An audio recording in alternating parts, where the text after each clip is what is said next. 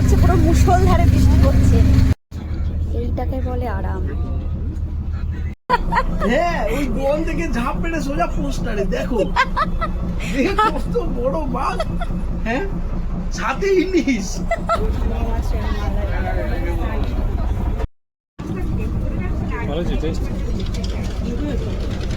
কেমন লাগছে মা? গুড মর্নিং সবাইকে। ঘড়িতে এখন 6:15, মানে সকাল 6:15। আজকে অনেক ভোর ভোর উঠে পড়েছি, কারণ আজকে একটা বিশেষ দিন। আজকে আমরা সুন্দরবন যাচ্ছি ঘুরতে। তো 6:34-এর ট্রেন আমাদের এখান থেকে, সোদপুর থেকে। তারপর শিয়ালদা থেকে 7:42-এর ক্যানিং লোকালটা ধরবো। চলুন যেতে যেতে কথা হবে আপনাদের সাথে। আমাদের এই 2 রাত 3 দিনের পুরো ব্লগটাই ছোট ছোট করে শেয়ার করব আপনাদের সবার সাথে।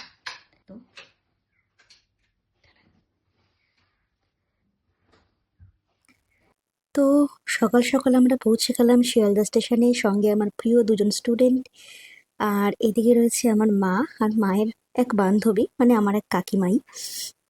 ওনারাও যাচ্ছেন আমাদের সঙ্গে। আরও 3জন রয়েছে যারা অলরেডি চলে এসেছে, অপেক্ষা করছে আমাদের জন্য। আর সামনে আমাদেরকে পথ দেখিয়ে নিয়ে যাচ্ছে ক্যাপ্টেন। তারপর আমরা উঠে গেলাম ক্যানিং লোকালে। ক্যানিং স্টেশনে নেমে সেখানেই আমাদের জন্য গাড়ির ড্রাইভার ওয়েট করছিল। সেখান থেকে একটা ট্রেকার টাইপের গাড়িতে উঠে আমরা রওনা দিলাম গোদখালি ঘাটের উদ্দেশ্যে।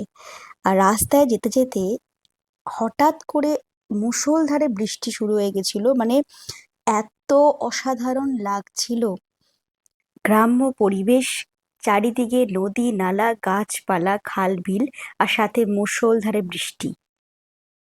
বোটে চলে এসেছি আমরা, মানে এটা গোদখালি ঘাট থেকে আমরা বোটে উঠেছি।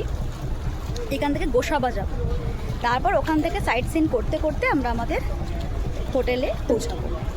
এই হলো বোটটা।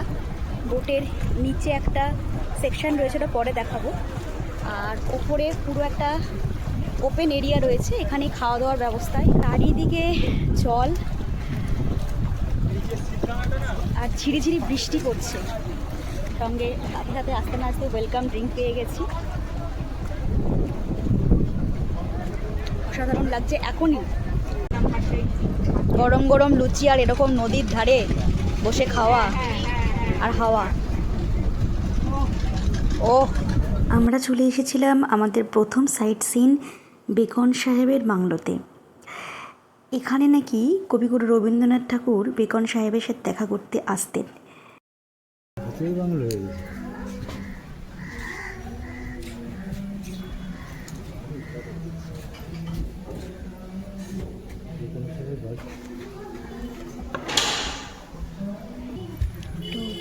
ভৌতিক ভৌতিক ফিলিংস আসছে। এখানে এসে একটা মিশ্র অভিজ্ঞতার সাক্ষী হলাম। একদিকে যেমন একটা গাছ ছমছমে ব্যাপার ছিল, অন্যদিকে তেমনই কবিতা আর গানে মনটা ভেসে উঠছিল। কিন্তু সেদিন নরশ্রেষ্ঠের এই তরিত গতি দেখিয়া আমার মনে ওই উপমাটা এক মুহূর্তে নূতন দোতনায় উদ্ভাসিত হয়ে উঠিল। এরকম একটা মুগ্ধকর পরিবেশ ছাড়তে না চাইলেও উপায় নেই। ওদিকে নৌকা আমাদের তীরে এসে হাজির, আর নৌকায় উঠতে না উঠতেই আমার হাতে এসে হাজির গরম গরম আমুদে মাছের পকোড়া। মন ভরে আর পেট পুড়ে খেয়ে তারপর চলে গেলাম নৌকার সামনের দিকটাতে। উফ, এত অসাধারণ লাগছিল যে ভাষায় প্রকাশ করে বোঝাতে পারবো না। সামনে দিগন্ত বিস্তৃত জলরাশি, আর তার সাথে ছিল হাওয়া। মনে হচ্ছিল এখানেই অনায়াসে কাটিয়ে দিই বাকি জীবনটা।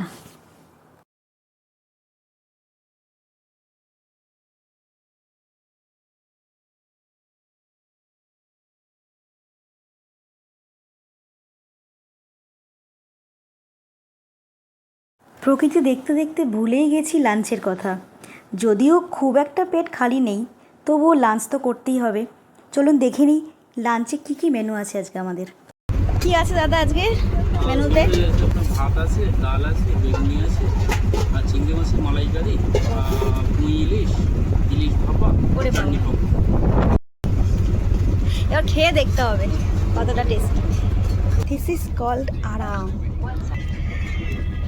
কোনো প্র্যাকটিস নেই, কোনো কিছু চিন্তা নেই, জাস্ট দুদিনের জন্য খালি ফ্রি এই তো জীবন। যাক না যেদিকে যেতে চায়। একদম আজকে এরমভাবে দুদিন কাটানোর জন্যই এসছে বেচারা।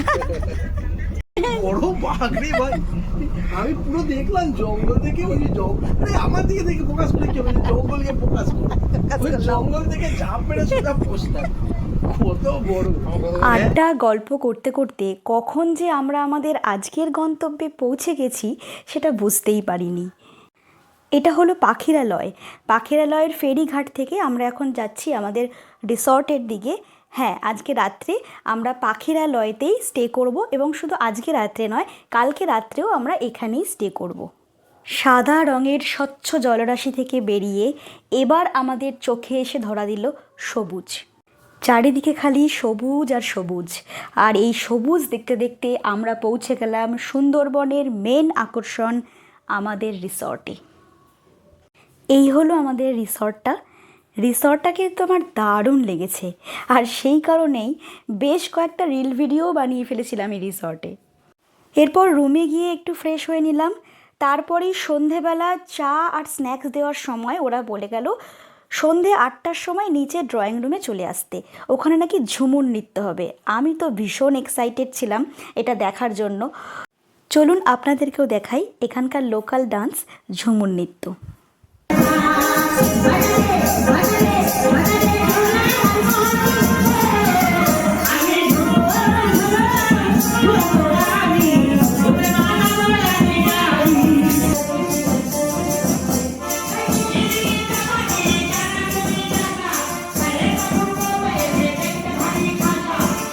শুধু ওরাই নয়, ওদের সাথে ওই দিন পা মিলিয়েছিলাম আমরাও।